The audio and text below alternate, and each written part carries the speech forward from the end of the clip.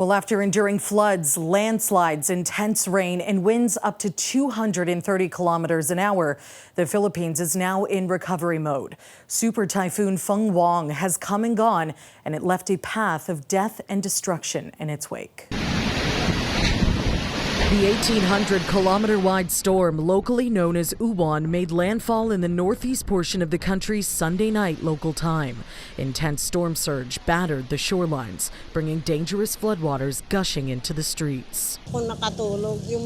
I was not able to sleep. I told my grandchildren to pray for our safety. I was just sitting the whole night waiting for the storm to pass. The system blew out of the country Monday morning. That's when residents were able to assess the destruction.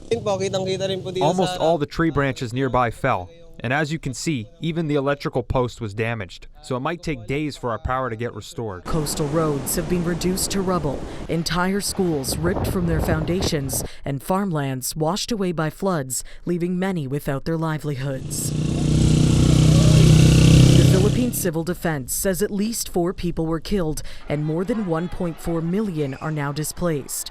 Local Red Cross chapters have set up more than 500 evacuation centers that are currently sheltering hundreds of thousands of families. This is the second typhoon to hit the archipelago in just a week. The first, Typhoon Kalmagi, killed more than 200 across the country last week. Climate experts say back-to-back storms like this will only become more frequent and fierce. We've got warming oceans, both in the Western Pacific and the South China Sea. That means that our cyclone systems are becoming more and more intense, and their impacts are likely to be much larger. The Philippines is battered by about 20 typhoons and storms each year.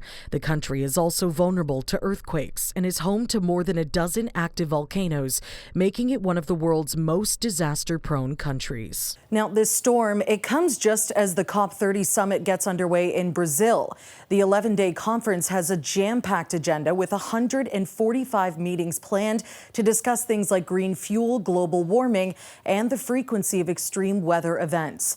In a letter to negotiators, the summit's host says, quote, "Either we decide to change by choice together or we will be imposed to change by tragedy." For City News, I'm Karling Donoghue.